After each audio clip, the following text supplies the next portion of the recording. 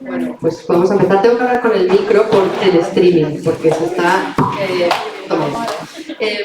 va con el streaming, entonces hemos decidido que, bueno, para que sea más accesible, hemos pedido a Caladona que enchufe el streaming para que lo pueda ver más gente.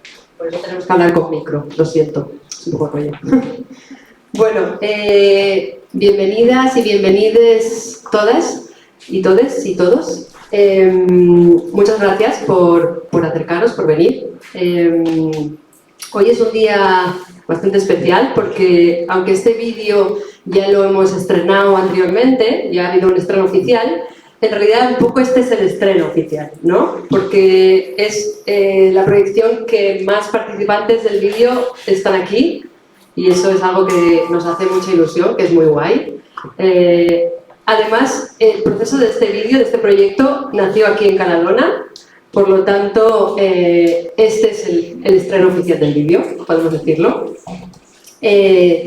Bueno, aquí estamos unas cuantitas, todo está por allí, pero están Patri, Estela, Carla, Karma, To, que son las participantes de este vídeo, de este proyecto que hemos creado con tanto cariño y que queremos que vaya muy lejos, así que os pediremos ayuda para que lo difundáis. También contamos hoy con Andrea. Andrea es la autora de este libro que tenemos aquí atrás, El cuerpo deseado, conversación pendiente entre el feminismo y entre anticapacitismo. Yo he traído mi libro, que me lo he terminado este fin de semana. Soy muy fan de Andrea, soy muy fan del libro y para hablar un poco del libro quería decir que si no lo tenéis, conseguirlo porque es maravilloso. Hay 3 a la venta. Solo hay 3 a la venta, hoy aquí, eso es en exclusiva. Este es el típico libro que, uno, no quieres que se acabe, estás del rollo, no, se está acabando, queda poco, mal, quiero que siga, quiero que me siga contando cosas. Y 2, es el típico libro que tienes que parar de vez en cuando porque la cabeza te explota. Así, yo lo leía y era como, tenía que parar para respirar y decir, hostia, es que lo que me está contando me está dando la vuelta a la cabeza, pero no sé dónde colocarlo, ¿no? Es todo el rato aprendiendo. Es maravilloso. Andrea nos cuenta cosas complejas mediante un montón de ejemplos que hace que baje a tierra todo y que lo puedas integrar, que lo puedas entender, que te explote la cabeza, ¿no? De hecho, ese fin de semana lo leía con mi novia y lo leía en alto y estaba ella así, en plan, en 2 minutos he aprendido tanto con esto que me has leído que estoy flipando, o sea, quiero leerlo ya. Así que creo que debería ser una lectura obligatoria para ser conscientes del capacitismo que llevamos dentro, para intentar quitarnos lo máximo posible, que sé que es difícil porque todas tenemos un montón de capacitismo puesto sobre nosotras, así que muy recomendable. Y yo soy María, soy parte del equipo de SIDA Study, soy parte del equipo de comunicación de SIDA Study, que hoy hemos decidido que sea yo la que haga un poco de moderadora de este debate, que estaba un poco preparado el debate, pero creo que al final vamos a fluir como nos dé la gana y vamos a hacer un poco lo que nos dé la gana. Entonces, bueno, SIDA Study es una entidad que trabajamos por los derechos de las personas, por los derechos sexuales de las personas y también hacemos formación en educación sexual feminista. Con SIDA Study nos aliamos con Patri, o más bien Patri se alió con nosotras para montar todo este tinglao que hemos montado, que es este vídeo y es mucho más, que después del vídeo contaremos un poco. Y estamos encantadísimas de todo esto que está pasando, de estas alianzas. Entonces, pues si os parece, lo primero que vamos a hacer es ver el vídeo, es cortito, y luego ya pues empezamos a fluir.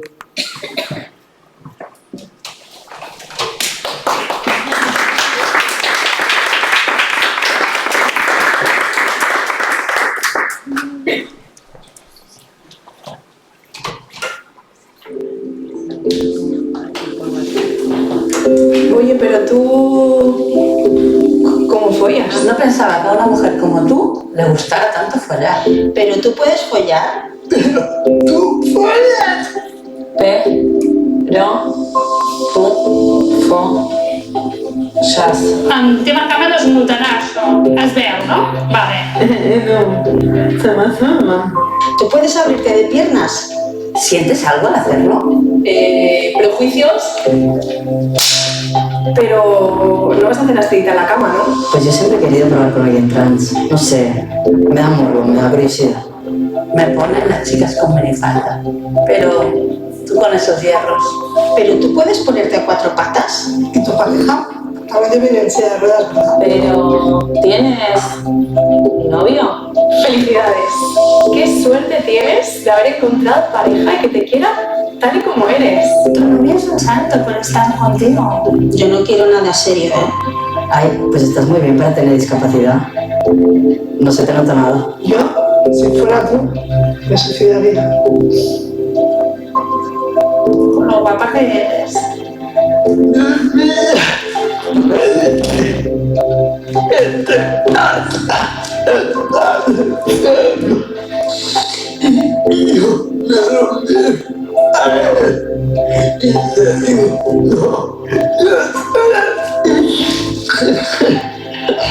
Con lo que hay en el mercado, ¿sabes qué te voy a decir a ti? A ver, com ho fas? Perquè no és fàcil, Yo no podría estar con alguien con silla de ruedas. Oye, era tu cariño.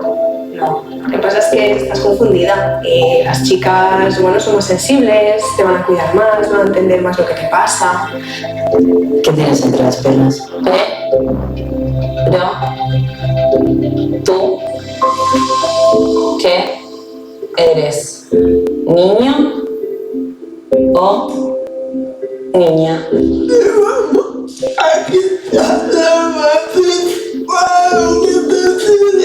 Ah, pero tú puedes tener hijos y ya puedes cuidarlos estando así.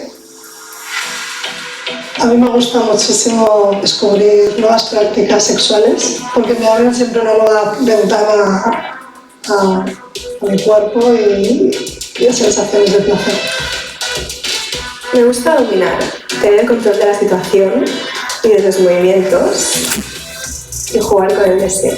Me encanta follar y además soy poliamorosa y tengo 2 novios. Me gusta follar duro. Me gusta el BDSM porque me permite convertir miedo en un placer.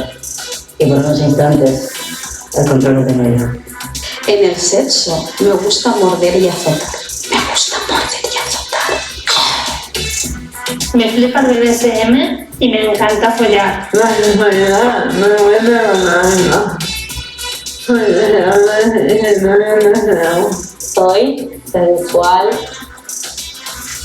juguetona y tú lo sabes.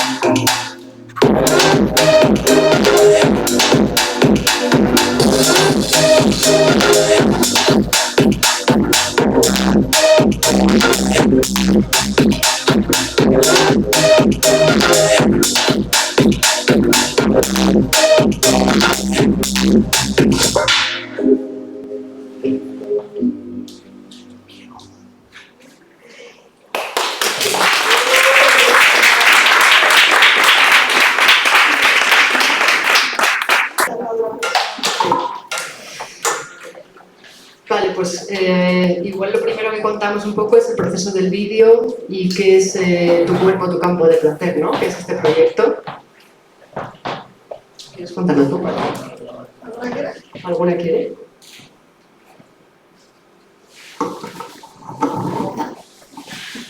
Bueno, pues pues empezamos, bueno, perdona, que con todo esto se me... vale, pues eso, que pues tenía muchas ganas de hacer un proyecto en el que estuviera enfocado para mujeres y disidencias de género, bolleras, trans, no binarias, con diversidad funcional porque bueno, veía que muchas de nosotras no teníamos espacios donde poder compartir, ¿no? Y que igual estaban...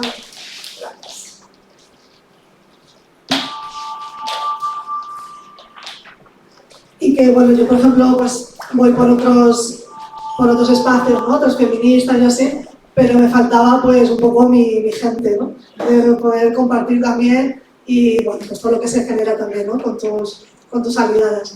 Entonces me acerqué a Caladona a preguntar pues por el espacio y, bueno, pues me abrió las puertas de Caladona y podemos hacer un ciclo de 10 sesiones desde septiembre a diciembre del año pasado. Y aquí pues se gestó un poco pues esta idea de que, bueno, de las primeras que estuvieron, To y Estela, son las que lo empezaron a seguir en esta aventura. Fuimos 5 mujeres con diversidad funcional en estas sesiones. Y bueno, luego me acerqué a SIDA Study, pues porque vi que la carencia de este proyecto era, para mí una cosa muy importante era ofrecer asistencia personal en los talleres, porque muchas veces pensando por qué no hay personas con diversidad funcional en los lugares, y es porque faltan las herramientas que hacen posible que estas personas, como nosotras todas, podamos estar en diferentes espacios, ¿no? Y una de ellas era tener asistencia personal. Entonces, mi prioridad fue poder tener y pagar a alguien como asistente personal en estos proyectos. Y incluso hay gente que pues, venía con su asistente personal, pero prefería en este espacio no estar con su asistente, estar con otra persona para hablar de esos temas o para descubrir tu cuerpo o lo que fuera, ¿no? Y creo que eso es muy importante. Por otro lado, el tema de la mujer y la diversidad funcional, en muchos casos, pues el tema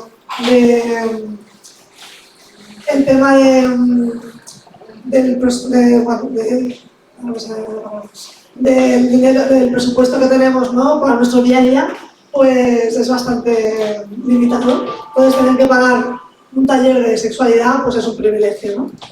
Y además pues veía que es algo que nos han negado y nos han limitado, ¿no? En este terreno, y encima ahora tenemos que pagar por acceder a nuestro cuerpo. Entonces me parecía que esto no tenía que ser así, sino que tenía que ser algo gratuito y ofrecer la asistencia personal y todo con todas las condiciones para que realmente podamos estar en igualdad de oportunidades, ¿no? Entonces pues me acerqué a SIDA Study y aquí pues me dieron mucho apoyo. Le presentamos un proyecto que al principio, en primer lugar que lo presentamos, no nos dieron subvención, pero Clara insistió en presentarlo en diferentes proyectos y con la suerte de que salió el proyecto del 8M de María Aurelia Carmel y aparte, bueno, que lo ganamos, vaya, lo ganamos.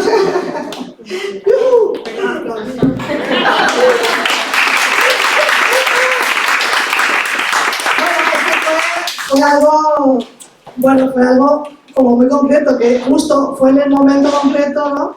Que encima la temática era la libertad sexual de las mujeres, y ahí pues fue como nuestro proyecto encajó totalmente, ¿no? con esta temática. Y bueno, no sé si he respondido a la pregunta, pero una cosa más importante, además del vídeo, tu cuerpo, tu campo de placer, ¿qué más es? Vale, pues claro, el inicio del proyecto que yo tenía en mente era el tema de los talleres, que era el que yo pues en su momento podía ofrecer, ¿no? Pero claro, al presentarnos a un proyecto ya ampliamos un poco más, que no quedara solo endogámico en dar talleres para mujeres con diversidad funcional y disidencias de género con diversidad funcional, sino que también queríamos hacer un impacto en la sociedad, pues generando pues, material audiovisual, ¿no? Precisamente supongo pues, el documental de Yes We Fuck, que esto ya, ¿no? Que desde el 2015 que se generó todo este documental y todo lo que generó en ese momento y todas las alianzas, que yo creo que en este momento pues, se han perdido un poco, se han diluido y pues al final es una excusa, ¿no? El tener un audiovisual pues, para hablar del tema y para ponerlo otra vez sobre la mesa, ¿no? Y poner otra vez el tema de la sexualidad y de las mujeres con diversidad funcional y en general todas las diversidades funcionales, en el centro, pues bueno, eso, pensamos en hacer una campaña, pues igual se os ha hecho cortita, no lo sé, pero como esto va para las redes, en realidad todo esto en redes tiene que ser algo como muy rápido, ¿no? A mí me hubiera gustado que fuera mucho más largo, pero bueno, pues el tema de las redes es algo rápido y que tiene que ser algo que impacte y que se pueda pues, mover, ¿no? Y por otra parte, el tema de generar también material pedagógico, porque si ya estoy como dar talleres, charlas en colegios, pues también generar un material didáctico para que ya desde las escuelas se hable de la diversidad funcional. ¿Sí? Porque si al final nos educamos desde la base, por mucho que estemos aquí picando piedra cuando somos adultas, pues bueno, pues es todo lo que... Y otra parte del proyecto, perdona, sería, queremos generar también una exposición fotográfica con mujeres con diversidad funcional, que esa es la tercera fase que todavía no hemos empezado, pero que haremos después del verano. Abriremos convocatoria para quien quiera participar. Vale, pues vamos allá. Yo tenía una duda. En el vídeo se hace mucha referencia al BDSM y en varios momentos se nombra, ¿no? Entonces, me gustaría saber qué creéis que puede aportar el BDSM a las prácticas sexuales de personas con diversidad funcional. ¿Me quieres responder tú? Vale. Voy a ver si pesa poco, mucho. Pesa un poco. A ver, espera, que voy a testear. Espera, ¿cuántos? Sí, bien. Vale, el BDSM. A ver, esto cada cual tendrá su perspectiva, sus motivos o sus motivaciones, ¿no? Pero al final el BDSM para mí es una práctica que he incorporado en mi vida por varios aspectos. Por una parte, porque huye de la normatividad. Es decir, todo lo que se sabe, ¿no? de lo más habitual, de lo más mainstream, ¿no? Entonces es un poco también, va, digamos, alineado también ideológicamente con un poco la postura de ir en contra de lo normativo, ¿no? Digamos. Más allá de esto, y también es verdad, creo que me vas a tener que aguantar el micro porque me canso. Y al final voy a dejar de hablar porque os pesa demasiado. Vale, pues digamos que me he perdido. ¿Dónde iba? Sí, estaba alineado ideológicamente. Sí, alineado ideológicamente, eso es un tema. Sí, esto va bien, ¿eh? Pero por otro lado, también es verdad que más allá de la postura más ideológica o más disidente, como quieras llamarle, ¿no? Hay toda una parte de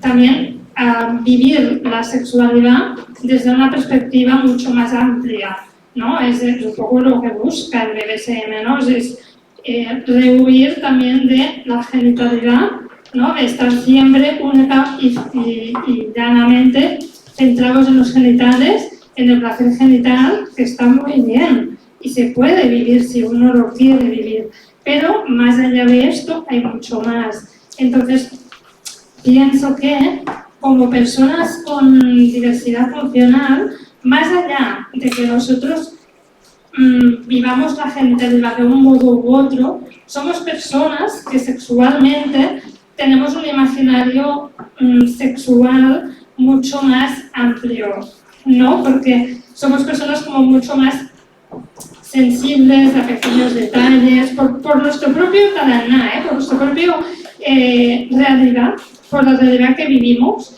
digamos, estamos como más presentes en los matices, como más presentes en las sutilezas, como más presentes en lo mental, en lo psicológico, ¿no? En todas esas cosas que a veces quedan apartadas de la sexualidad más física o más, digamos, más centrada en el meter, sacar y no hacer nada más, ¿no?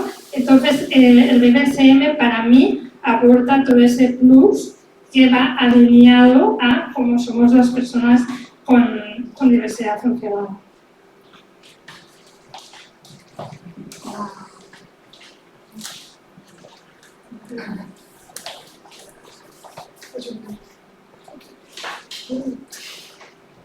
Estela, ¿tú vas a responder con la pregunta ya sin decir, ¿no? Para todo, ¿cómo vas a ir?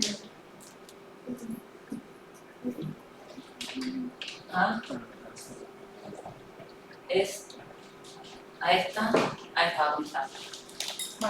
Bien. Bueno, voy a leer por este lado. Dice: el BDSM puede aportar conocimiento de ti y de tu placer.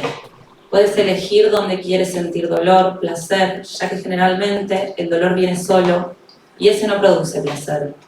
Cuando me atan, cosa que me encanta y me da mucho morbo, siento libertad porque llevo 36 años atada de este cuerpazo serrano, el cual necesita ayuda y apoyo para todo.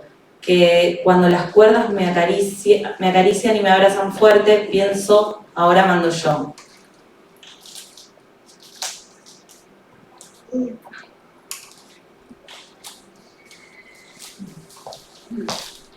Bueno, yo quiero aplaudir.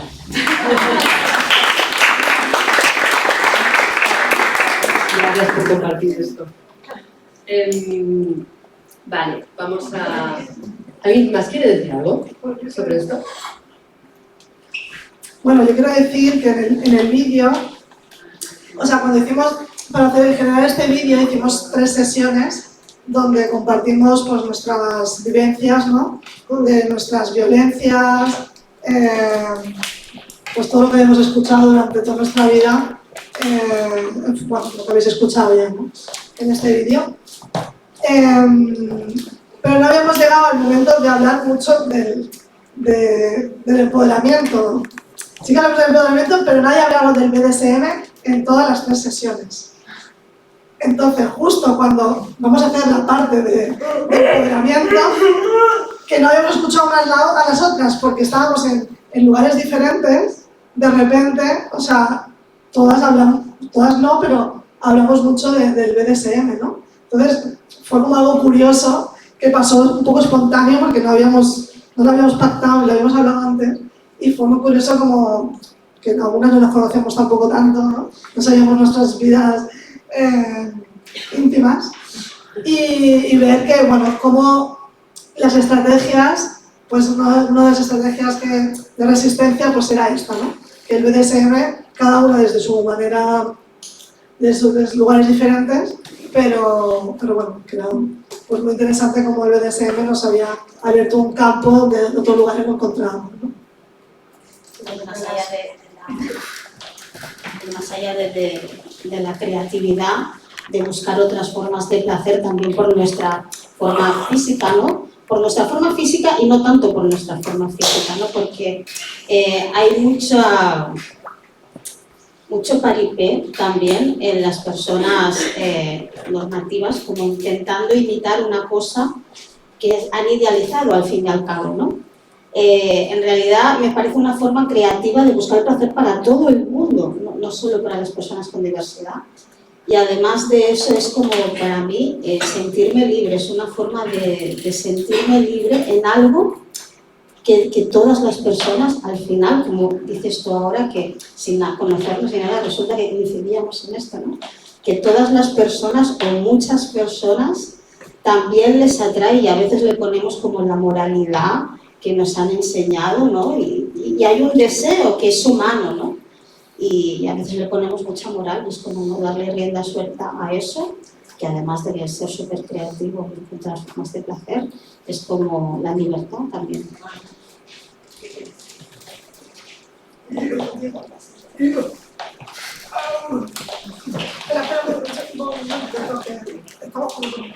Estamos improvisando todo.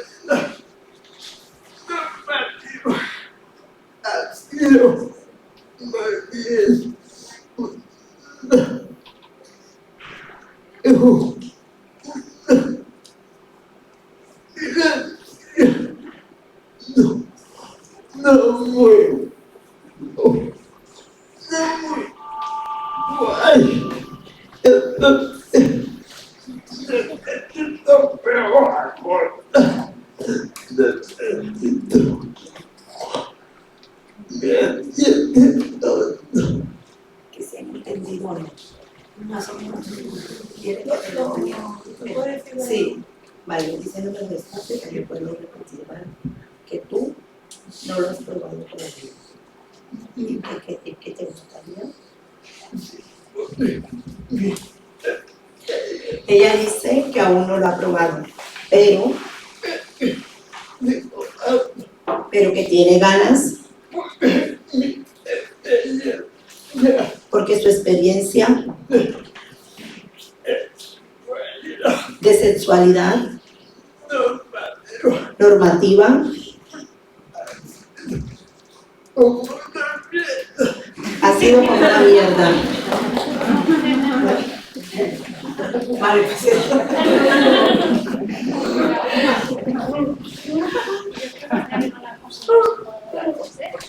Vamos a caer el BDSM. Vale, no, es que estaba pensando, ¿no? Que os hemos dado como un mensaje como muy positivo y sí, del BDSM, ¿no? Pero hay una cuestión que un día nos planteábamos hablando juntas, ¿no? Que, sin embargo, aunque el BDSM sea un aliado para nosotras, en algunas ocasiones y para algunas personas, por otro lado también seguimos constreñidas a veces, o podemos estar constreñidas y perpetuando según cómo los estereotipos que se asignan a nuestro imaginario como personas discapacitadas o con diversidad funcional. ¿A qué me refiero? Me explico. Hablábamos que frecuentemente tendemos a llevar, digamos, el rol en el BDSM más de persona sumisa que no de persona dominante, ¿vale? ¿Esto qué pasa? Esto nos preguntábamos, ¿no? ¿Esto es genuino? Es decir, ¿es porque nos nace hacerlo así y queremos hacerlo así porque nos gusta así? ¿O hay alguna cosa atrás que nos lleva a pensar que este rol nos adaptamos mejor a él porque somos personas o sujetos más pasivos, sujetos que podemos ejercer como menos poder o menos dominancia, ¿no? Y por eso perpetuamos ese rol? ¿O hay otro motivo, ¿no? Entonces es un tema que quería plantearos porque no tenemos la respuesta, ¿no? Cada cual tendrá sus motivos y tendrá más peso una cosa u otra en sí mismo, ¿no? Pero es un tema como para reflexionar al respecto. Claro, pero aquí es que justo te estaba escuchando y yo pensaba, pero eso tiene que ver con la socialización o con la adecuación al estereotipo de pasividad de la diversidad funcional o al de género femenino, ¿no? Claro, es que, bueno, siempre no es diálogo pendiente. Pero, ya estoy vendiendo mi libro, pero claro, es que es todo el rato, ¿no? Es como muy difícil. Bueno. Sí, no, tiene verdad. No, bueno, es que está como quedado, ¿no? No, bueno, porque estaba pensando, en base más a mi experiencia, que creo que tiene más que ver con el género. Mi experiencia en un sentido amplio. No, o sea, bueno, yo tuve una relación con una persona con diversidad funcional, con un hombre, ¿no? Y creo que también el BDSM potenciaba, ¿no?, esos juegos. Yo los exploré más con él que con otras parejas, precisamente porque creo que te permite jugar de una forma más libre, el que no haya como, ¿no?, esas corporalidades tan fijas como hay muchas veces en las relaciones heterosexuales, capacitadas, pero al mismo tiempo creo que el género sigue siendo muy fuerte, ¿no? Y que precisamente ese traspaso del cuerpo, o sea, se pueden traspasar como una materialidad del cuerpo, pero simbólicamente sigue estando el género muy presente, ¿no? Y entonces permite precisamente jugar y volver a habitar esos lugares de feminidad y masculinidad, de pasividad y actividad, cruzados más por género que por diversidad funcional. pero bueno, ahí es un poco el diálogo entre diferentes experiencias, ¿no?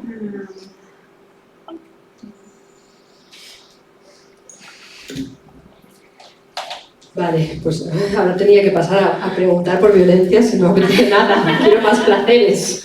Entonces, hemos empezado muy fuerte, sí. Vamos a ir a otra cosa. Vale.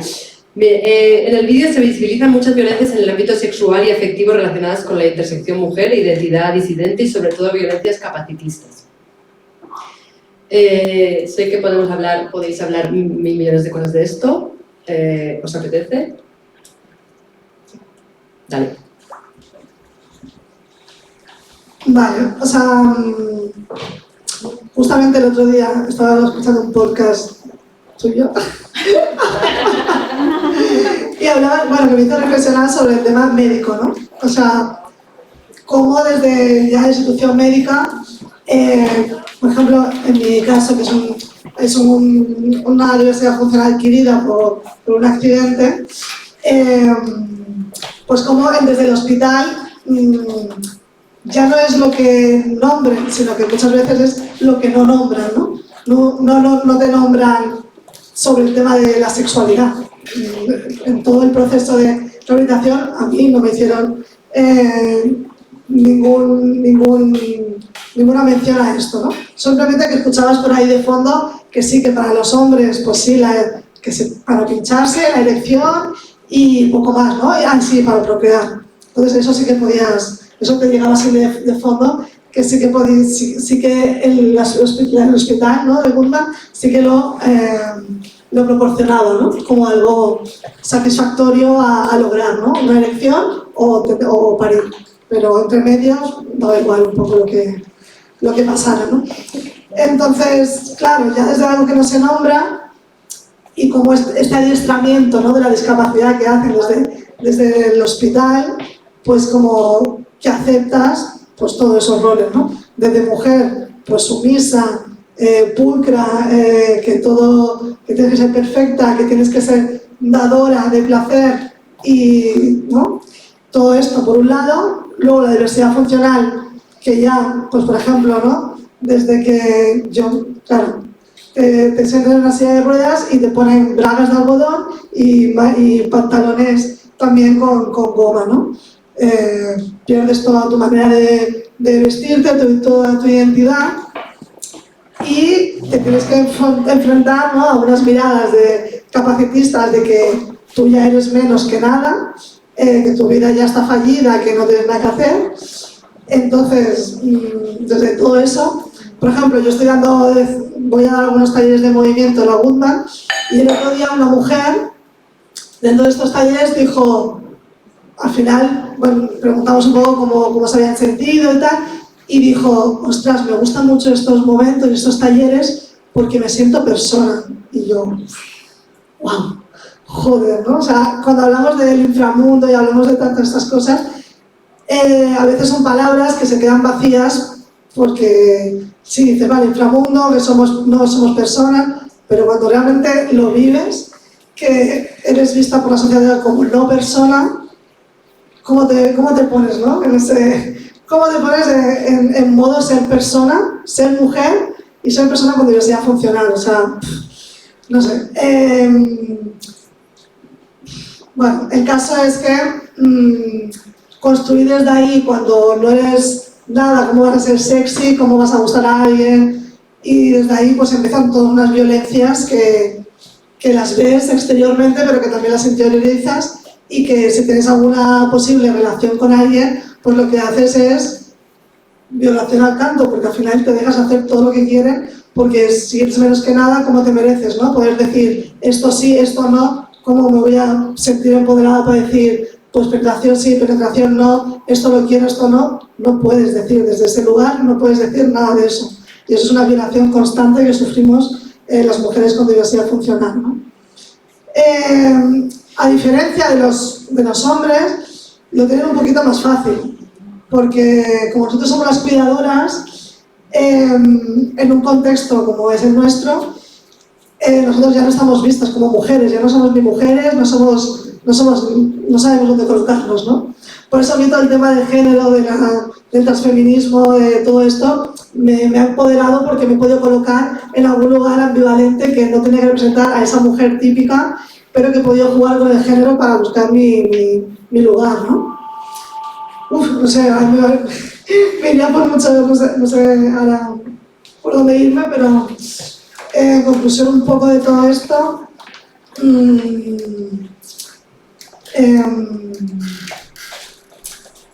bueno, como qué necesario, ¿no? O sea, qué necesario que se rompa el tema del género, lo que es ser mujer, qué importante desde el hospital pues poder hablar más allá, ¿no? Pues eso, ¿no? O sea, como lo que hay en el fondo de todo es que si no somos personas, ¿qué somos, no? Y eso para mí es el capacitismo, ¿no? ¿Qué somos? y claro, para mí por el tema me voy encontrando al final. El tema de la sexualidad y del placer y de todo esto nos saca de ese sufrimiento que se nos presupone constante, como por ser persona cuando ser funcional, se nos presupone todo un sufrimiento constante que parece que cada día estamos sufriendo y como si las otras personas no sufrieran nunca. Y para mí, por eso este título, tu cuerpo, tu campo de placer, lo he querido titular así, fuera de tu cuerpo como campo de batalla, ¿no? Que es esta representación del cuerpo como batalla, pero nosotros ya no queremos batallar, queremos placer y queremos placer todo el rato. Entonces, por eso un poco la idea de salir de la batalla y de nombrarnos del placer, porque creo que desde ahí es donde podemos estar, ¿no? Y no lo concibo de otra manera. Ya está, no hay problema. Alguien más quiere hablar. Queremos. Vale, a ver, ya no sé por dónde quería empezar, porque es tan amplio, es verdad. A ver, es que realmente la violencia hacia nosotras es tan estructural, es decir, es que es brutal, ¿no? Bueno, poniendo el ejemplo, ¿no? Lo que decía de los médicos.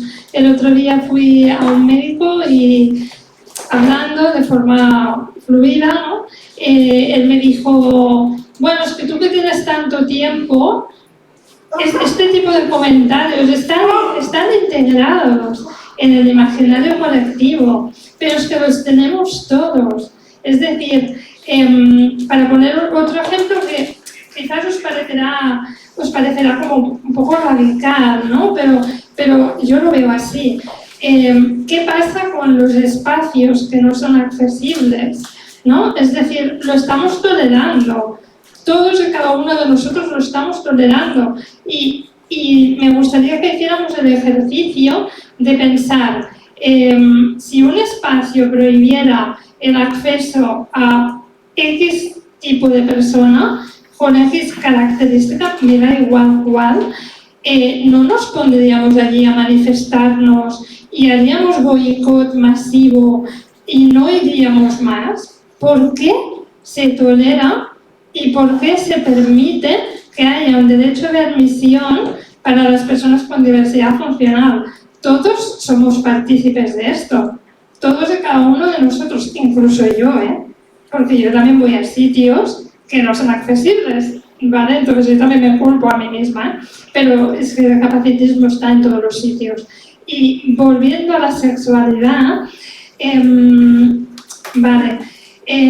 yo hace unos años daba charlas sobre sexualidad, ¿vale? Enfocaba en la diversidad funcional y demás. Pero en ese momento yo era, bueno, pues mucho más niña, ¿no? Mucho más poco madura, ¿no? Hacía lo que podía, como cada cual hace en el momento vital en el que se encuentra, ¿no? Y para mí ese momento era revolucionario y estaba haciendo mi propio proceso. Pero me doy cuenta que en esas charlas lo que intentaba realmente hacer, sin quererlo, obviamente, pero sin quererlo lo que intentaba hacer es gustar a los demás. Es decir, intentaba que la gente intentaba acercar la sexualidad de las personas con diversidad funcional a los demás para que vieran que no era tan diferente, pero lo hacía desde esta perspectiva, desde la perspectiva de intentar encajar y hacer ver que la diferencia era menor, ¿vale? Ahora, con perspectiva, me doy cuenta, y ahora, con perspectiva, intento hacerlo desde otro punto, ¿vale? Y ahora pensaba, en relación a lo de las violencias, Patri os hablaba, ¿no?, de que las personas con diversidad funcional somos susceptibles de sufrir violaciones, abusos y demás. Es que esto está en la orden del día, porque si nos pensamos desde el punto, ¿no?, de que no somos merecedores de tener relaciones sexuales, no somos merecedores de gustar a los demás, entonces desde este punto somos personas absolutamente vulnerables y absolutamente susceptibles a vivir cualquier tipo de violación. Yo misma he vivido una violación y en ese momento yo, o sea, para que os hagáis una idea, me interesa contároslo, no tanto por el morbo, sino por que os hagáis una idea de que en ese momento, yo era más joven, y yo viví ese hecho en mi mente. Esto es como un profesor psicológico que tiene, soy psicóloga, bueno, por eso os lo explico, pero es un profesor psicológico que se da, ¿no? Y en mi mente yo intentaba como, o sea, para mí esa violación era como una validación de mi sexualidad. Es decir, al contrario, o sea, en vez de ponerle la etiqueta de una violación, yo pensaba, ostras, es que esta violación a mí me está validando, porque en realidad está mostrando, ¿no?, que soy sujeto deseante. O sea, qué fuerte es esto, qué fuerte, es muy fuerte. Pero fijaros hasta qué extremo llega, que hasta nosotras nos creemos esto. Yo con el tema que ha mencionado antes Patri, ¿no?, por pensar cómo esta intersección entre el capacitismo y el patriarcado, os quería leer un fragmento de mi libro, pero para pensar un poco el tema de la masculinidad, ¿no?, porque ya he dicho, claro, los hombres lo tienen más fácil y yo creo que hay una ambivalencia difícil de pensar y de pensar también desde las propuestas que hacemos desde los feminismos. El capítulo de las violencias comienza diciendo, es una cita literal: Mason fue acusada de fracturar la muñeca del profesor golpeándola contra su silla de ruedas, humillarlo dejando que se orinara encima, cortarle la mejilla con una cuchilla, dejarle resbalar bajo el agua mientras estaba en la bañera, hacer que el agua entrara en la zona de la traquetomía de su garganta, abandonarlo en su jardín en el día más caluroso del año durante tanto tiempo que sufrió un golpe de calor y quemaduras solares graves. Acaba la cita. Un hombre blanco, cis, hetero, exitoso y rico es la imagen del poder. El Me Too ha puesto esta posición en el punto de mira, denunciando cómo algunos de estos hombres la utilizan para agredir sistemáticamente a las mujeres. Sin embargo, uno de los hombres blancos, cis, hetero, más famoso del mundo, fue agredido durante años, presuntamente por Elaine Mason, su esposa. En varias ocasiones fue ingresado en el hospital porque su cuerpo presentaba marcas de violencia física, heridas, cortes, quemaduras, y su entorno afirma que eso no era lo peor, sino que estaba sometido a control, a violencia psicológica, a violencia emocional. Este hombre privilegiado, entre comillas, no podía moverse ni comunicarse de manera normativa. Precisaba de apoyos humanos y tecnológicos para todo ello. Este hombre era Stephen Hawking. Lo que me interesa de este caso, que quizás es poco conocido, ¿no? Se conoce mucho más la versión que dio su primera mujer, que es la de la película esta famosa de Una teoría de todo, pero esto supuestamente es la relación de violencia que sufrió con su segunda pareja, con la enfermera con la que se casó. Claro, él falleció, ¿no? Nos han esclarecido los hechos y él nunca reconoció estos abusos que fueron denunciados por sus hijos, fruto del matrimonio previo, y por las enfermeras y por las asistentes que convivían con él, que dicen que esta violencia se repetía constantemente, ¿no? Claro, es muy difícil de pensar cuando solo tenemos en cuenta la variable de género, ¿no? O lo pensamos solo en clave feminista, que esto sea posible, ¿no? Que una relación heterosexual con uno de los hombres más reconocido, famoso, prestigioso, que tiene todos los marcadores de privilegio desde todos los ejes, desde los que habituamos a pensar, de repente, cuando ponemos en cuenta, ¿no?, el sistema capacitista, de repente esto nos descoloca y esto se nos mueve, ¿no? Y a mí es un tema que me perturba mucho, ¿no? El tema de cómo abordar las violencias de manera interseccional, y también trato varios casos. Yo creo que es el capítulo que está menos resuelto, porque creo que plantea muchas más preguntas, ¿no? Que son las que me persiguen, que respuestas, porque luego tenemos casos que son otra cosa, ¿no? No sé si seguisteis el caso del ministro francés de Discapacidades, precisamente, que es un hombre con diversidad funcional, era ministro, sigue siendo un hombre, que fue acusado por varias mujeres y finalmente tuvo que dimitir por violación y por abuso sexual, ¿no? Y él lo que planteaba, él a mí me encanta, dice, no dice yo no lo hice, dice, es imposible que yo lo haga. Las acusaciones de las víctimas no son posibles, es algo que yo no puedo hacer con mi cuerpo, ¿no? Entonces, claro, es una violencia que no es que no haya acontecido, es que es inimaginable, es que es imposible que acontezca, es que ese tipo de cuerpo no puede ser un cuerpo agresor, ¿no? Entonces, claro, ahí nos confronta con muchas de las tesis, ¿no? Que muchas veces tenemos naturalizadas en torno a qué es la violencia sexual, en torno a qué es la vulnerabilidad, en torno a cómo acontece y qué tipo de cuerpos son legibles en el marco de la violencia, como violentadores y como violentados. Y esta es un poco uno de los melones que se abren. No vamos a resolver hoy el tema, pero... ¿Alguien más quiere hablar? Por cierto, Noa, bienvenida. Ya hemos hablado de BDSM. Ahora estamos en la parte de violencia, que es un poco menos gustosa. ¿Top?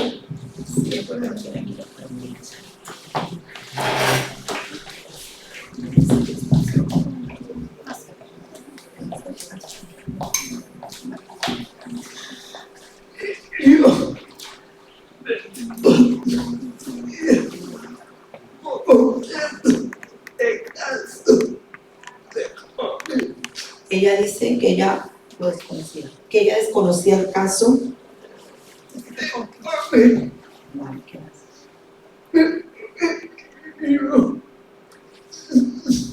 Pero que ella no cree la violencia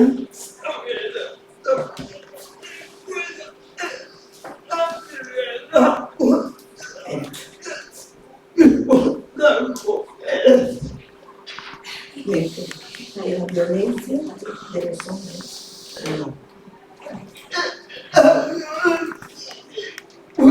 Que la violencia que pueda sufrir un hombre no es de verdad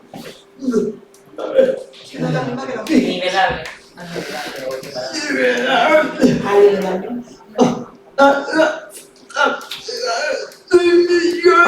La cantidad de millones de mujeres que sufren violencia. Sí.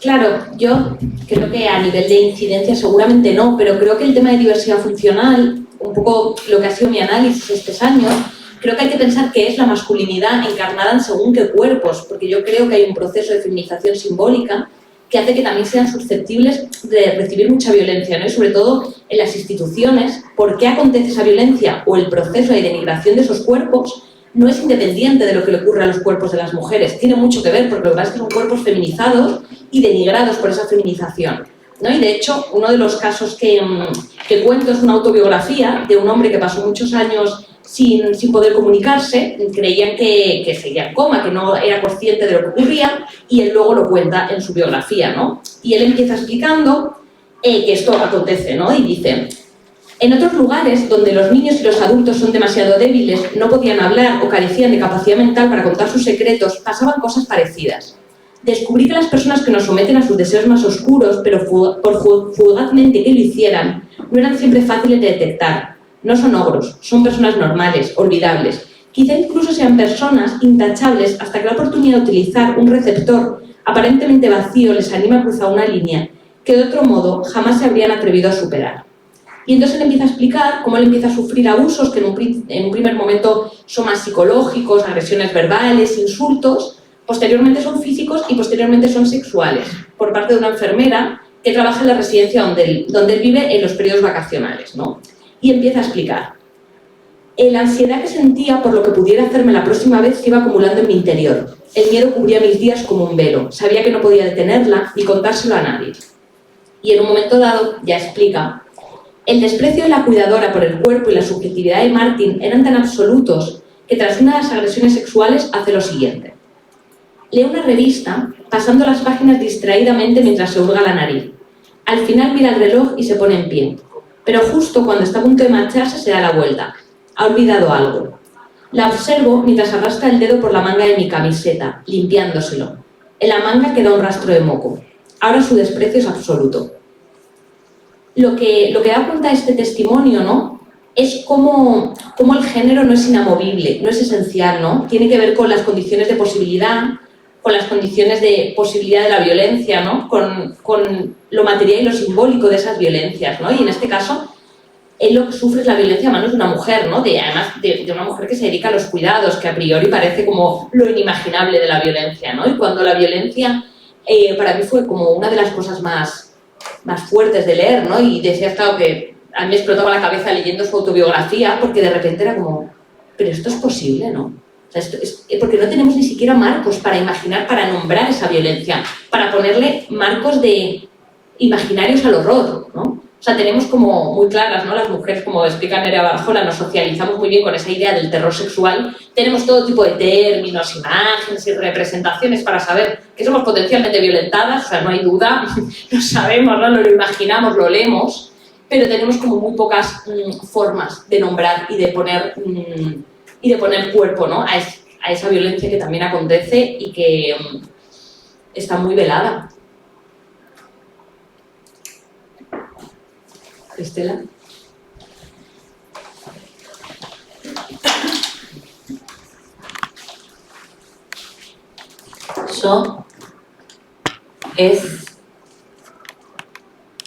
Yo estuve en una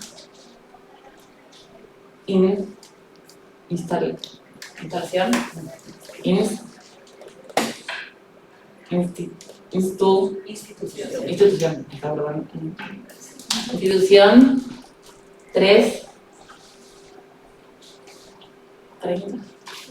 30 años y 2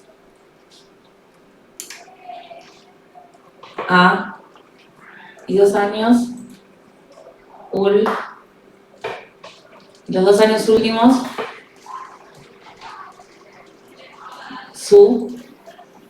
sufrí violencia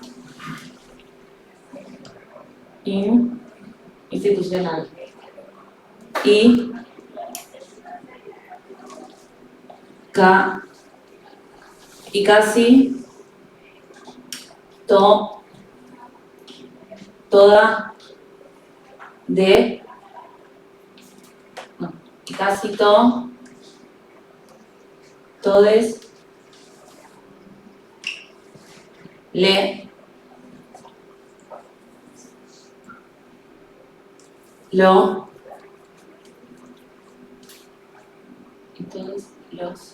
casi todos los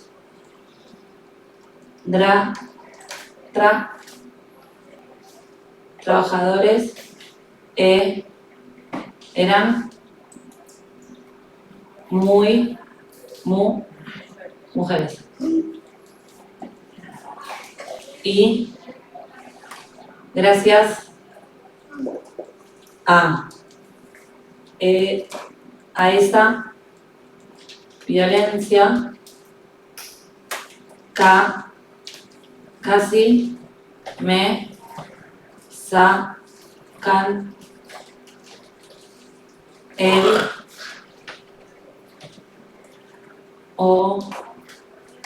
hombro,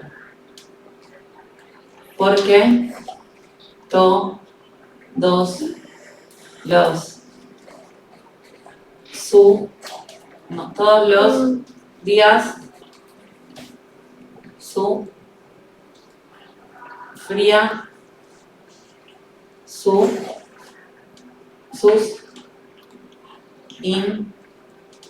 insultos. Y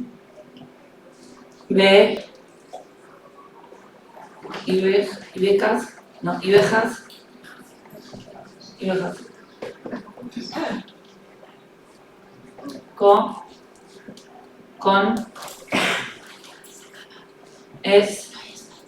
Con esto, no, estoy,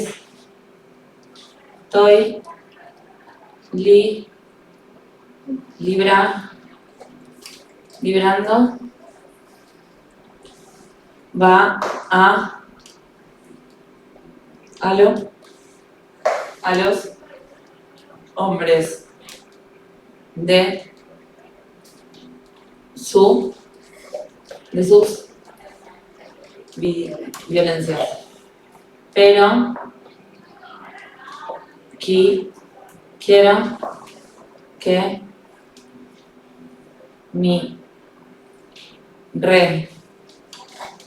que miren también a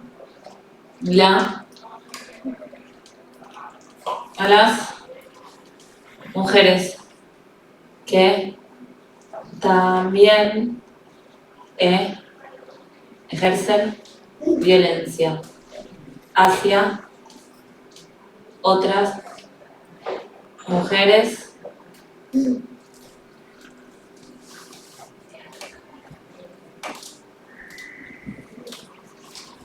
Gracias por compartir, Estela. Vale, vamos a... Ya, es un poco difícil. Vamos a hablar de qué resistencias, qué estrategias de resistencia habéis encontrado frente a estas violencias.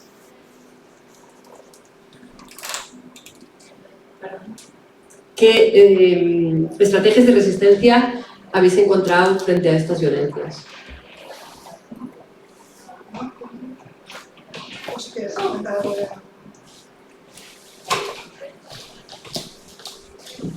Yo creo que herramientas no hemos encontrado para este tipo de violencias más que el comunicarlas y visibilizar las violencias que realmente hay detrás, ¿no? Y que no se ven realmente. Yo en mi caso, por ejemplo, las violencias que he recibido siempre han sido, sobre todo al ser una persona trans no binaria, que no se tiene en cuenta para nada en el tema médico ni institucional normalmente. Y si de por sí ya eres una persona no neurodivergente y que no tienes salud mental y que encima eres trans y tienes ciertas necesidades distintas, ¿no? Es como que ahí se enfrentan un montón de violencias juntas que llega un punto que no puedes gestionar y que realmente no deberías tener que gestionar tú, porque realmente tú no tienes ningún problema, el problema lo está teniendo toda la sociedad y todas las instituciones que dicen que tú no puedes ser así. Entonces, respecto a esta violencia, creo que la única herramienta que tenemos, al menos en mi caso, hablando por mí, es ser más yo que nunca. Y si no les gusta, pues es lo que hay, y ya está. Yo es la única forma que he encontrado. Y sí que es cierto que como persona, y como a todo el mundo le pasará, supongo, pues hay violencias que duelen, pero creo que justamente las personas que sufrimos estas violencias, por suerte creamos red y tenemos unos espacios maravillosos como este, en el que podemos compartirnos y podemos contar las violencias que sufrimos y podemos encontrar el apoyo necesario para poder gestionarlas y enfrentarnos a ellas de forma conjunta.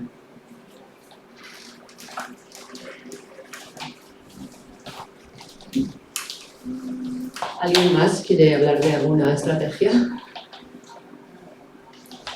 Bueno, yo estoy bastante de acuerdo con ella. Yo, cuando ha sido violencia así como más grave, era bastante más joven que ahora. Entonces, yo no tenía las herramientas en aquel momento, ¿no?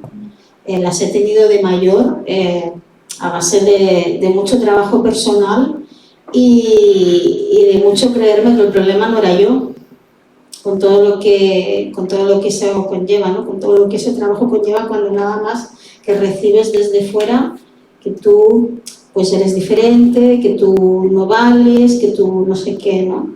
Bueno, es mucho eso, mucho empoderamiento, mucho buscar red de apoyo, que no estamos solas ni soles, y comunicarlo, sobre todo comunicarlo.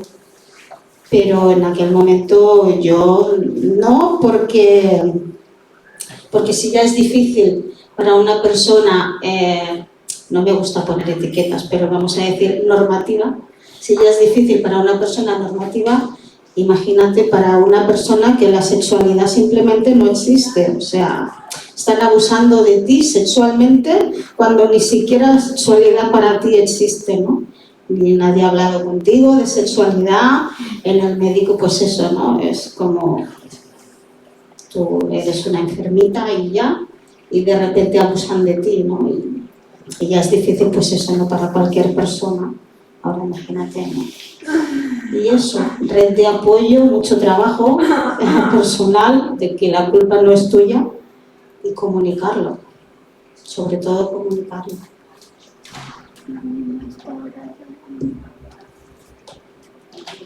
Añadir una cosa más. Yo en mi caso no es visible, y en el tema médico, por ejemplo, muchas veces, al ser una persona neurodivergente, terminas en psiquiatría, porque tu forma de gestionar o de expresar las cosas o de sobrellevar ciertas situaciones no encajan en los patrones, entonces para ellos tú ya estás pues fuera de sitio, no fuera de sí, y necesitas que te controlen y que te ayuden a regularte. Entonces, al no ser visible, es como que ejercen ciertas violencias que a mí me pueden crear lesiones muy graves. Entonces creo que es algo que también se tiene que tener en cuenta, ¿no? Que quizá cuando una diversidad funcional es más visible, es como que se cortan un poco a la hora de ejercer ciertas violencias, y cuando no se ve esa diversidad funcional, es como que no solo que la aceptan, sino que luego la ponen en duda y la cuestionan, muchas veces.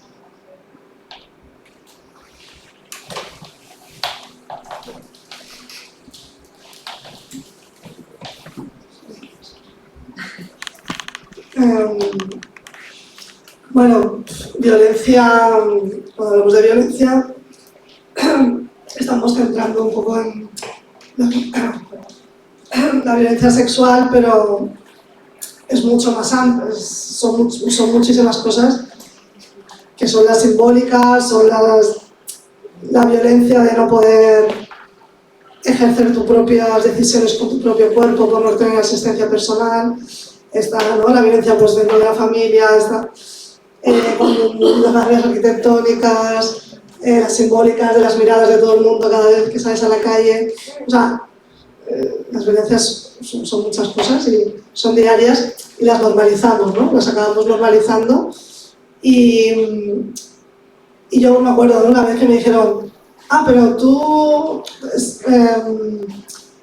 te sientes discriminada o has sufrido violencia. Y yo, yo no. Aunque no podía entrar a la universidad porque tenía que entrar por la puerta de atrás siempre, porque no sabía cómo iba a ir hasta la universidad, porque si me tenía que llevar y no sabía quién me llevaba. O sea, bueno, ahora no se me ha venido la universidad en la cabeza. Pero en ese momento, porque fue en ese momento cuando me hicieron esa pregunta, y mi reacción era como no. O sea, una estrategia de resistencia era negarlo, ¿no? También, o sea, como negarlo y no verlo. Y ver que es algo tuyo, es algo que tú estás mal, que eres la diferente de todos los sitios donde vas. Y claro, pues tienes que... Una estrategia de resistencia es pues decir que esto no me pasa a mí, ¿no? Y estar intentando en continuo momento intentar estar como las demás, hacer todo lo que hacen las demás. O sea, una violencia que te ejerces a ti misma por querer estar y vivir en este mundo, ¿no? Y para mí una estrategia de resistencia también ha sido encontrarme a otras monstruas, ¿no? Pues todo el tema transfeminista, ¿no? Pues otras personas que tampoco encajan en la norma, y poder ver que es algo estructural y poder ver que es algo que no es individual, ¿no? Y eso me liberó mucho, ¿no? Cuando pude encontrar con otra gente y cada vez pues viendo que somos más, ¿no? Las monstruas que nos vamos encontrando y que nos vamos compartiendo, y que yo siento que yo tengo mucho privilegio por haber encontrado este mundo, pero que también creo que hay muchas de nosotras que no no encuentran alianzas para poder tener estos espejos en donde mirarnos, ¿no? Y todavía están ancladas en esa superación constante de querer estar en un lugar, encajar en algo donde no hay donde encajar, porque esto está mal hecho desde el inicio, ¿no? Entonces, pues eso, o sea, para mí la estrategia de resistencia ha sido encontrarme con más y poder compartir, pero que también siento tristeza por pensar que muchas no están encontrando sus lugares, ¿no? Y que están en residencias encerradas, que están en sus casas sin asistencia personal, sin poder salir. Y bueno, pues eso me genera que somos pocas las que estamos cambiando cosas y que hay muchas que no pueden estar, ¿no? Porque no tienen las herramientas necesarias. Eso, ¿no? Todavía bien las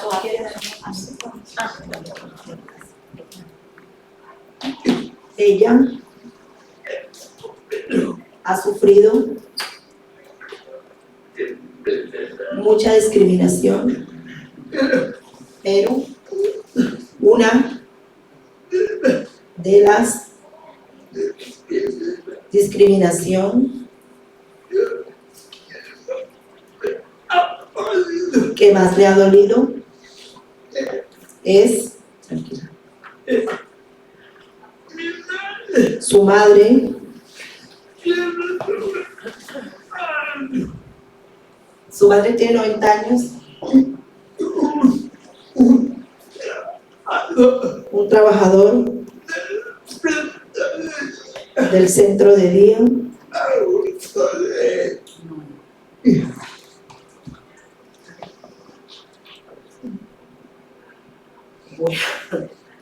Bueno, sí, es una historia, bueno, que él ha vivido pues con ella, sí, bueno, yo con todo, bueno,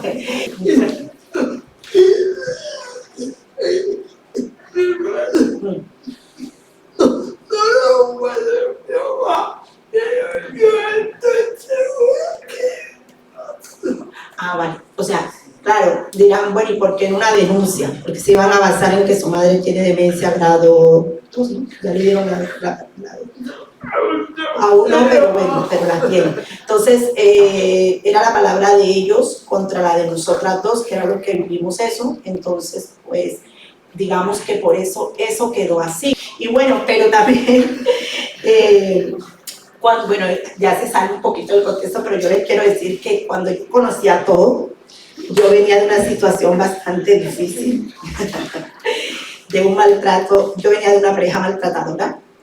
Y llegué por casualidad donde estoy. Yo cuando la vi, yo dije, uy, no, Dios mío, yo no voy a poder con este trabajo. Empezando, no le entendía ni lo que ella hablaba. Y el chico que me dio la intuición me dijo, sí que vas a poder. Y yo decía, no, yo no puedo, Dios mío, ¿yo qué hago? Yo me preocupaba. Y un día yo dije, bueno, me voy a poner un reto. Yo nunca he trabajado con una persona con diversidad funcional. Yo quiero hacerlo. Y bueno, pues ya llevo más de un año con ella. ¿Y qué puedo decir? Pues que todo ha sido para mí, lo puedo decir, mi familia y mi ayuda aquí. Ahí donde ustedes la ven, me daba fuerzas y palabras que, bueno, no voy a hablar más de los psicólogos porque hay una, pero me ayudó mucho mi psicóloga, pero puedo decir que mi psicóloga fue ella y nunca más volví donde ella, porque todo ha sido mi apoyo durante todo este año y de verdad pocas veces se lo digo, pero estoy muy agradecida con ella porque aquí donde usted la ve es una mujer muy luchadora, muy fuerte y muy inteligente y que la quiero mucho.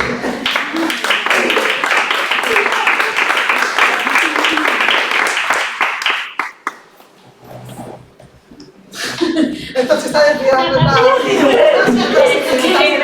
Enlazada con una cosa de Patrick. Se ha quedado un poco fuera de... Se ha quedado... Bueno, simplemente...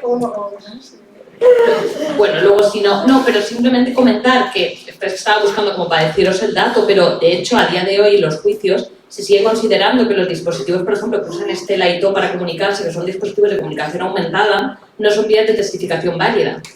Es decir, que si en un caso de abuso de cualquier tipo o incluso de violación, no se considera que puedan testificar mediante esa vía. Entonces, lo que denuncia, por ejemplo, Aspace es que en casos que han tenido 3 denuncias por parte de usuarias de violencia sexual explícita y violaciones sistemáticas no han podido ir a juicio porque la única prueba del testimonio de la víctima ni siquiera se investiga, porque se considera que no es una vía de testificación, que no es una forma de comunicarse válida.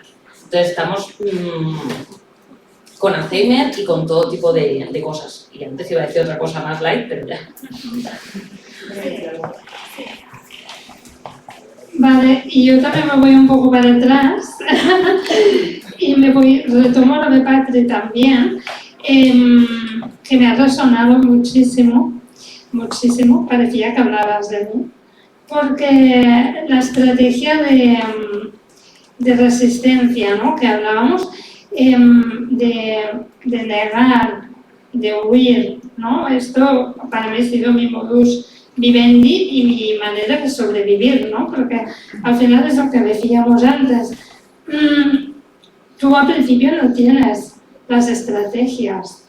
Por muy madura, porque somos muy maduros desde pequeños, nosotros, muchísimo, pero por muy madura que seas, no tienes las habilidades para gestionar la carga y el dolor y el sufrimiento que a veces supone una situación como esta, ¿no? Entonces, necesitas buscar alguna manera de aguantar y sobrellevar todo esto, ¿no?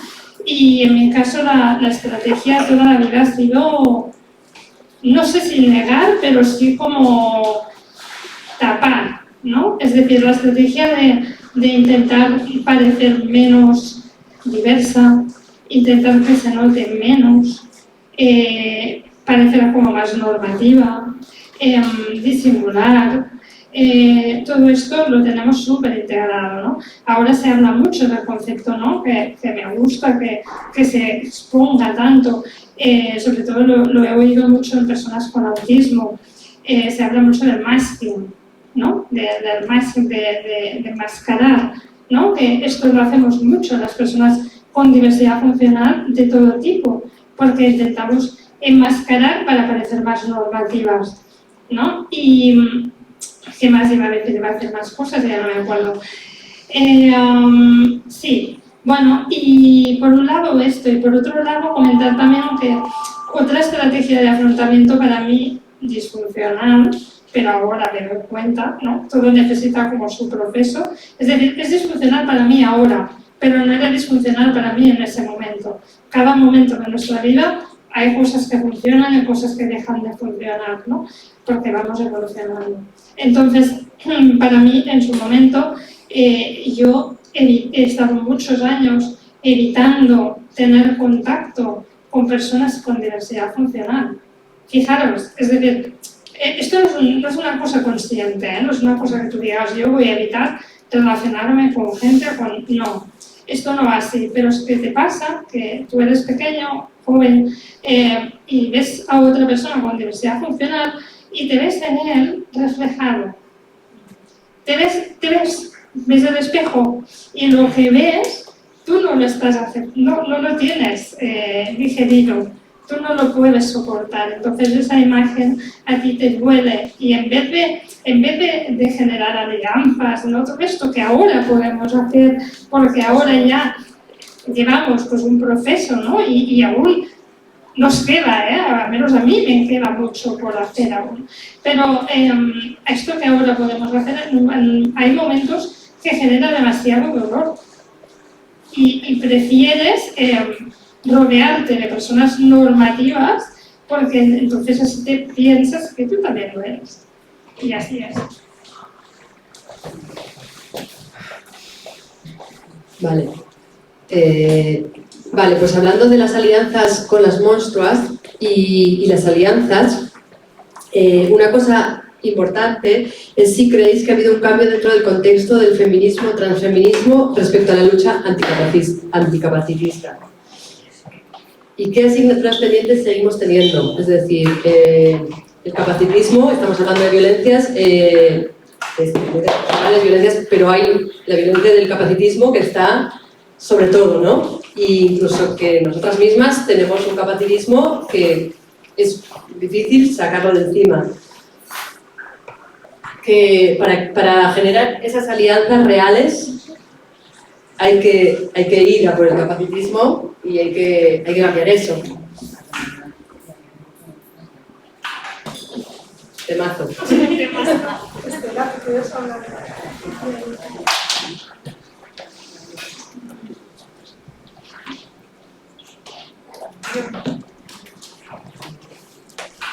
Hola.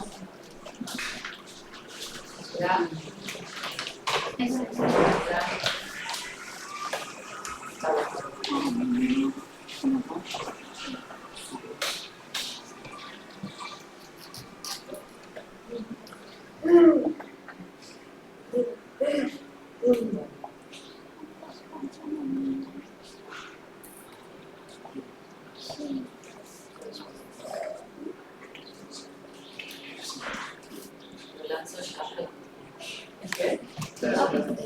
Bueno, que no sé si tiene que ver con la pregunta que hemos hecho, ¿no?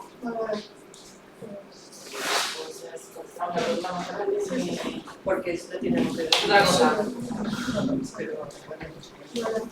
Vale, bueno, yo... Sí, bueno, precisamente ¿no? el libro es un intento, ¿no? Se subtitula La conversación pendiente entre feminismo y anticapacitismo y yo creo que hay 5 grandes temas, todos ellos amplísimos, donde los feminismos, los transfeminismos tienen como mucho que plantearse, pero creo también que lo interesante es que la conversación sea mutua, porque creo que el anticapacitismo, evidentemente, tampoco es algo intachable, algo neutro en términos de género, ni mucho menos algo feminista per se. Seguramente el que está aquí sí, pero el anticapacitismo es algo muy amplio, ¿no? Con lo cual creo que donde es interesante es pensar de manera interseccional. Y creo que esos 5 temazos son, por un lado, el tema de los cuidados, cómo organizamos los cuidados, cómo desde los feminismos hemos pensado tradicionalmente muy enfocados en qué le pasa a la mujer cuidadora y la persona cuidada era como una especie de carga o objeto molesto que teníamos que ver entre nosotras cómo organizábamos para quitarnos de encima, ¿no? Prácticamente, así hablando rápidamente, y eso me lleva a discusiones bioéticas más profundas, como el tema de la eutanasia o como el tema del aborto por malformación fetal.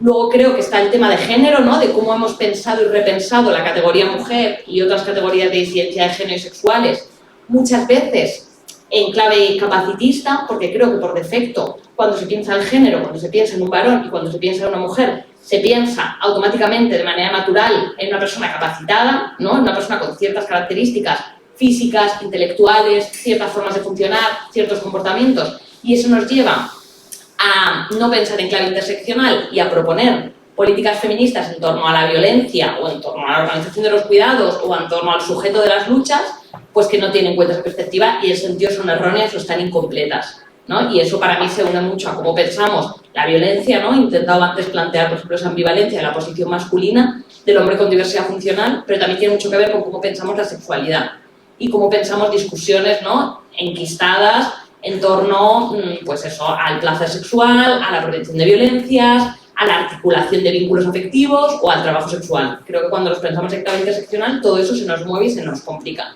Y por último, creo que el 5º temazo es la politización de la diferencia o las políticas de identidad actuales, es decir, cómo esas reivindicaciones históricas de los feminismos y de otros movimientos de disidencia sexual, ¿no? De poner en valor la diferencia, de reivindicar la otredad, de reapropiarse del estigma, ¿qué ocurre cuando tiene que ver con la diversidad funcional?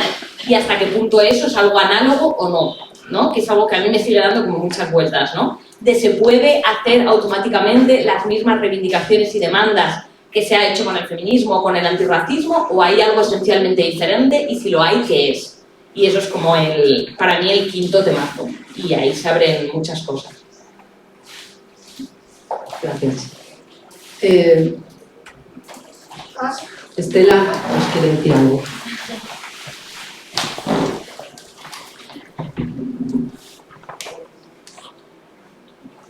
El capacitismo tiene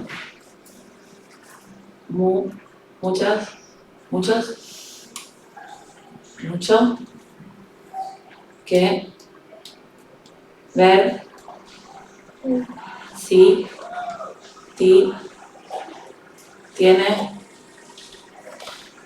tienes AP o no.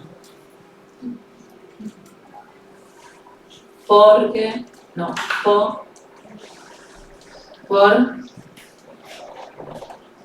por eso, por eso he escrito una cosa.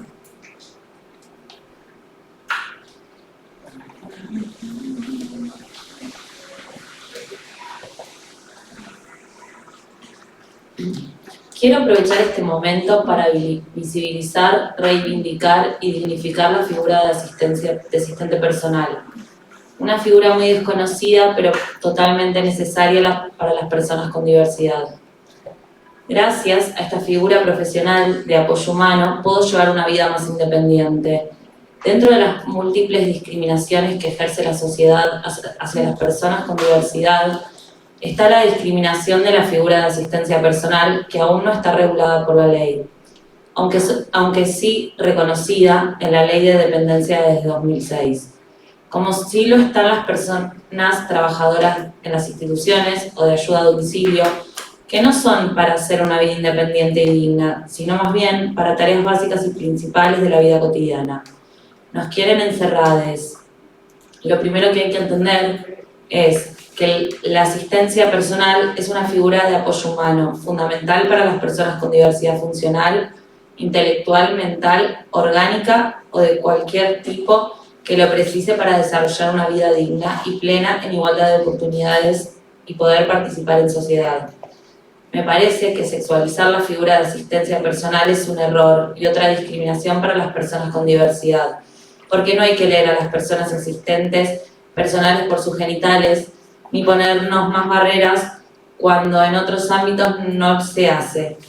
Las profesiones no debieran tener sexo ni género, por eso deseo elegir a mis asistentes personales y no ser discriminada por ello en ningún ámbito o espacio, si mi asistente personal es leído como hombre, trans o mujer, porque en ese momento está desarrollando el rol de apoyo que, aunque sea humano, es equivalente a mi silla, mis gafas, mi tablero o cualquier otro instrumento que facilite mi existencia.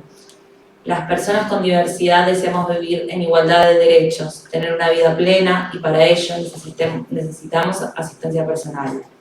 No más barreras, igualdad y respeto reales.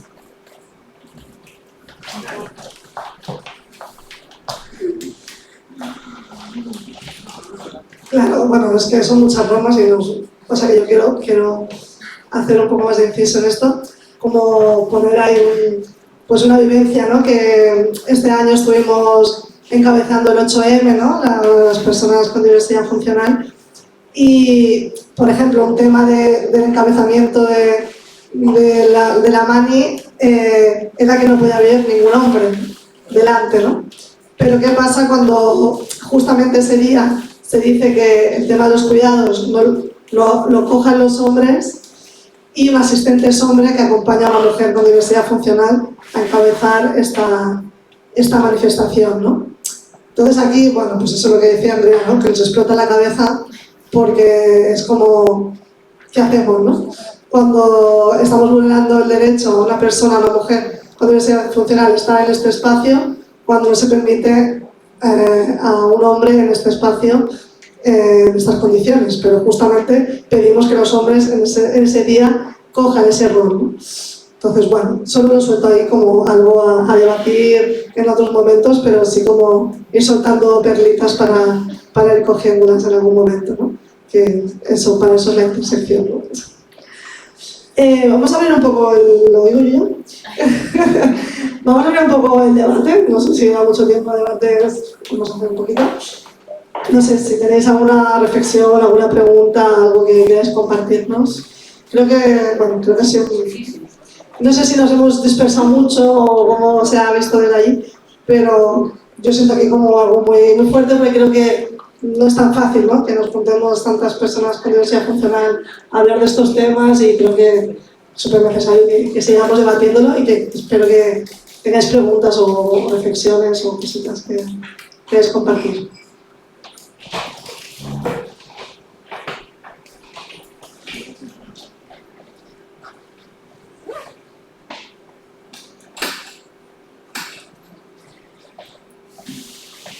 Para los que estáis en casa, tic-tac, no pasa nada.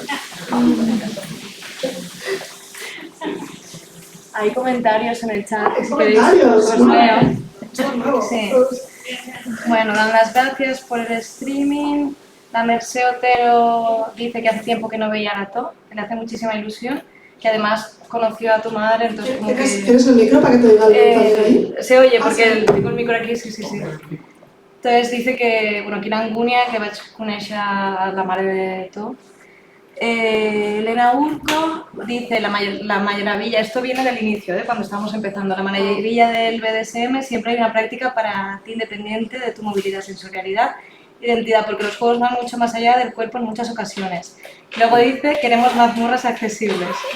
Sí. Y luego ya más abajo, Elena Urco también dice que fuerte de las formas de testificación no válidas, y un poco ese es el resumen de lo que se ha ido hablando en el chat desde casa. Yo sí quería plantear un tema, me apetece hablar de ello.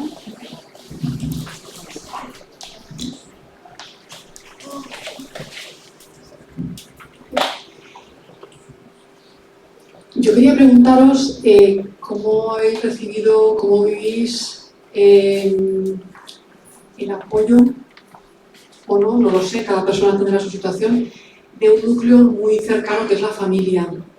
En la situación de personas con diversidad funcional, mujeres, etcétera, damos por sentado que la familia está ahí, que la familia nos entiende, que la familia nos apoya, que la familia lo es todo, pero no lo sé, puede ser que sea algo complejo, complicado y tal vez es un tema que no apetezca comentar, ¿no? Pero si a alguien le apetece hablar de ello, pues bueno, puede ser interesante tal vez. Gracias.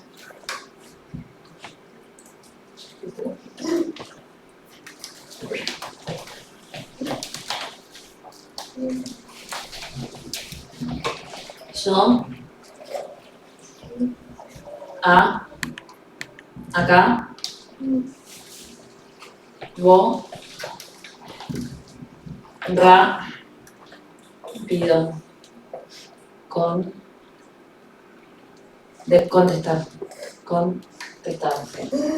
Okay. Solo te tengo a mi mamá, porque la familia me dio la espalda.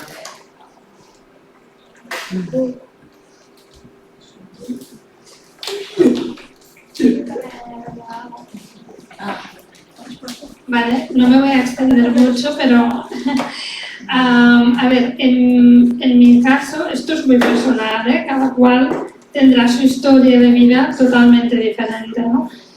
En mi caso, se quiere decir que he contado con mucho apoyo de mi familia y gracias a ello puedo decir también que estoy donde estoy ahora y soy como soy ahora. Pero también tengo que decir que la familia ha acabado siendo un núcleo muy reducido. Es decir, lo que para mí es familia no es el concepto de familia. Es decir, son 4 figuras, no hace falta decir cuáles, pero son 4 figuras que están ahí y son el núcleo duro de todo mi sustento vital, ¿no? Entonces, digamos que el resto de familia no me ha dado la espalda en sí, en mi caso, pero no hace falta que una cosa sea, como diríamos, ¿no? Muy evidente, ¿no? Sino que hay muchas sutilezas, es decir, la gente, eso me ha pasado tanto en familia como en amistades, ¿eh? Al final es la sociedad, los individuos, la forma de ser de la gente, ¿no? La gente huye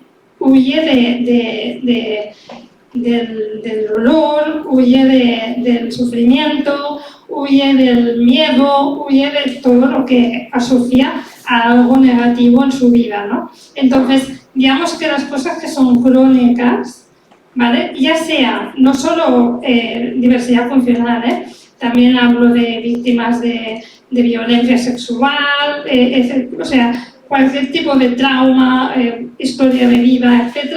La gente huye de todo esto porque no quiere estar siempre soportando, ¿no?, lo que implica sostener y aguantar un tipo de vida, ¿no?, que supone una lucha constante. Nuestra vida no es sufrimiento solo, hay mucho más. Pero digamos que la gente no está dispuesta a asumir ese rol de luchador. Es decir, solo lo asume el que realmente te quiere y el que realmente lo quiere aguantar y lo puede aguantar. Porque también esto es otra, ¿Quién lo puede aguantar? No todo el mundo puede o está preparado para ello, ¿no? Entonces, esto es mi realidad.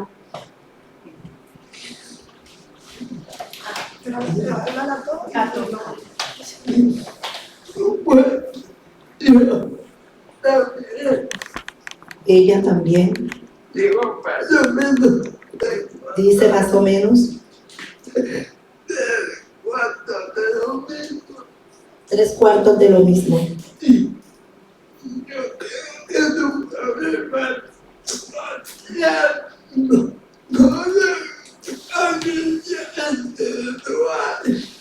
Ella dice que ese es un problema social y no solo de familia, ¿sí?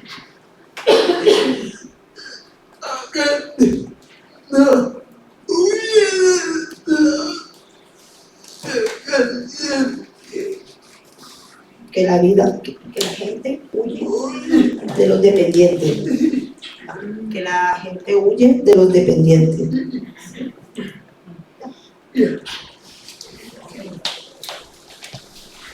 Estoy súper de acuerdo con ellas y en mi caso, por ejemplo, yo soy una persona adoptada y mi madre biológica consumía lo que son drogas en la época del embarazo, entonces mi diversidad funcional viene en parte de ello, ¿no?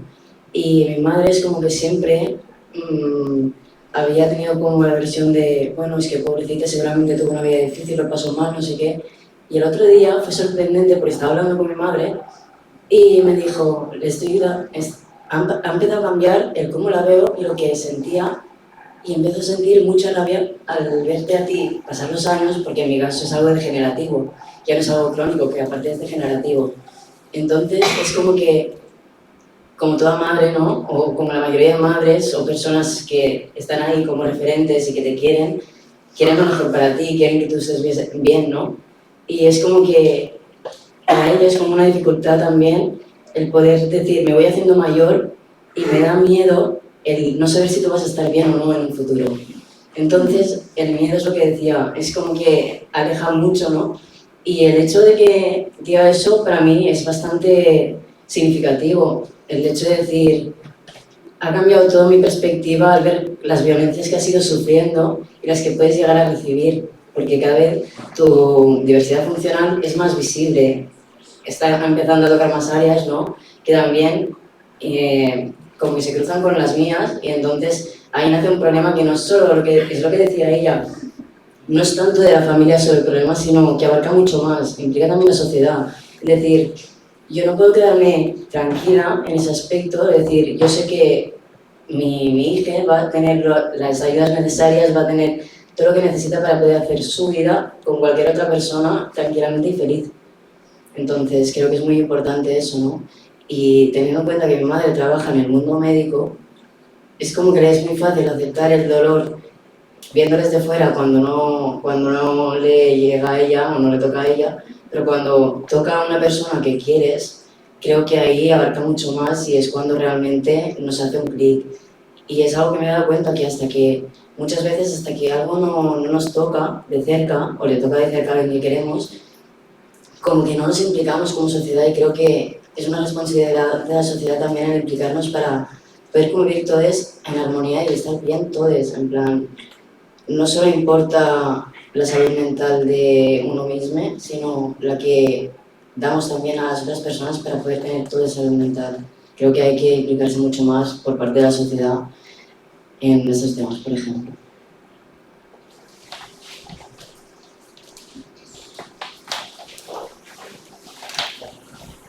Bueno, al final somos un espejo en el cual nadie quiere mirar, ¿no?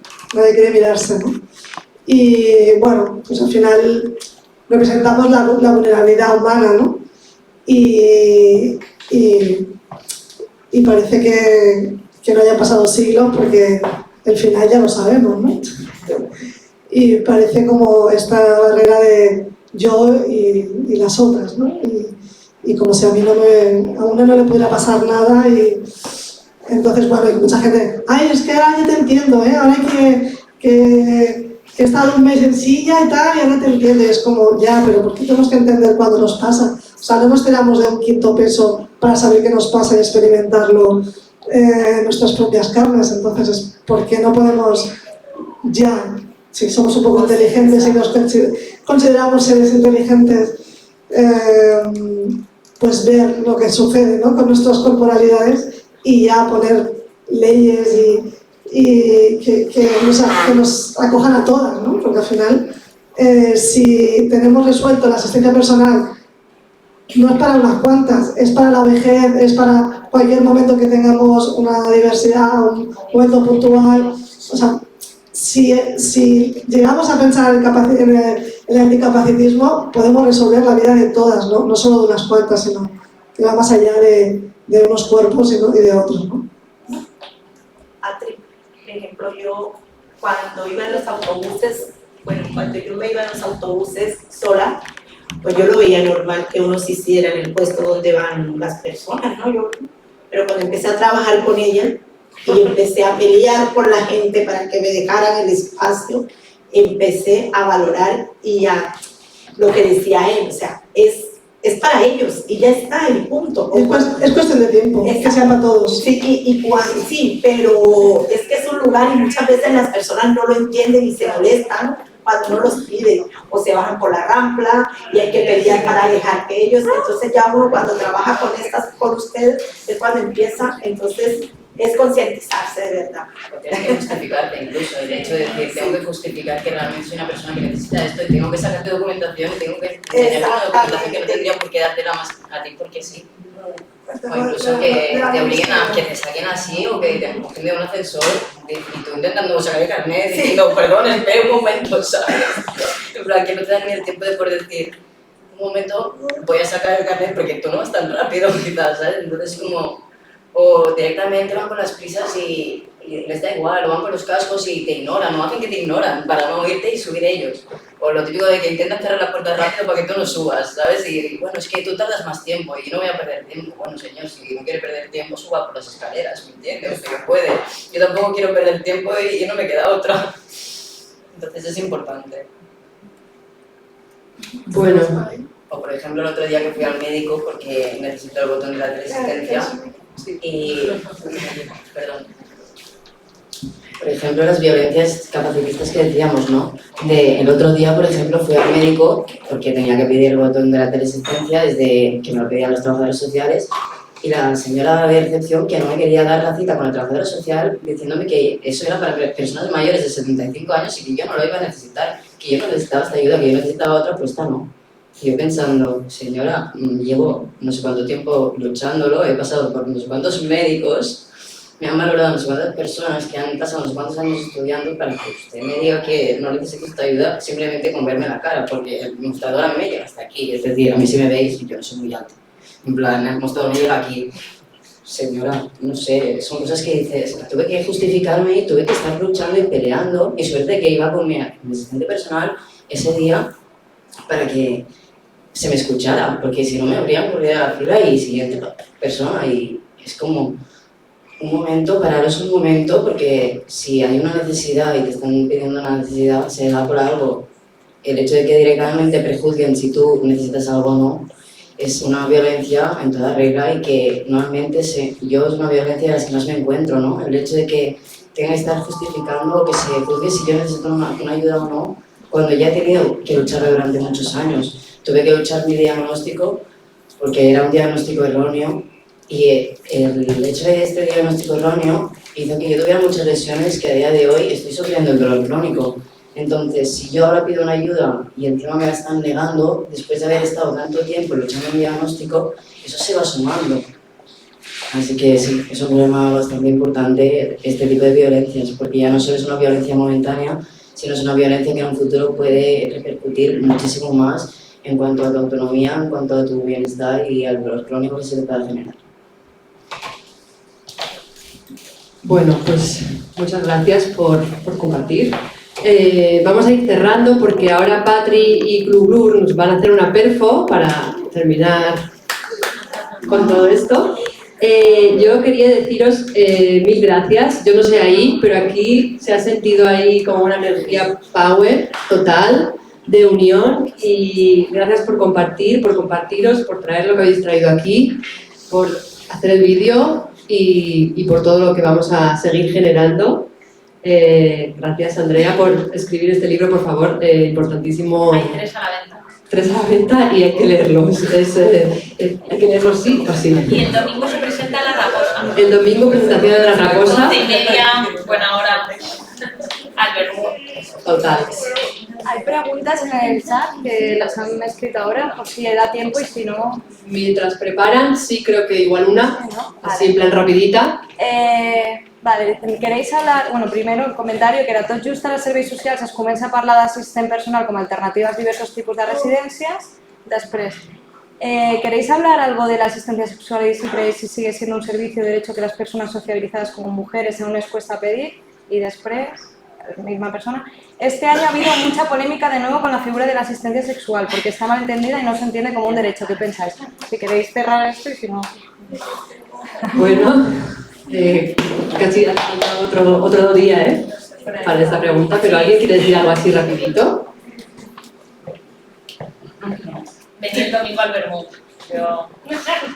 La Raposa, el domingo a las 12:30 seguimos con este tema. Pues si queréis podéis ir a tomar algo mientras esto se prepara. Muchas gracias.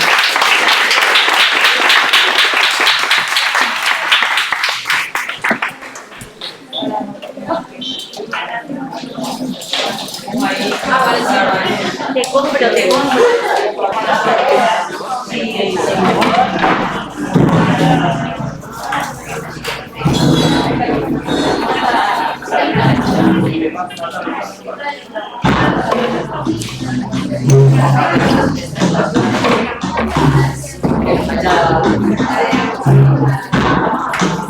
Pues ya está.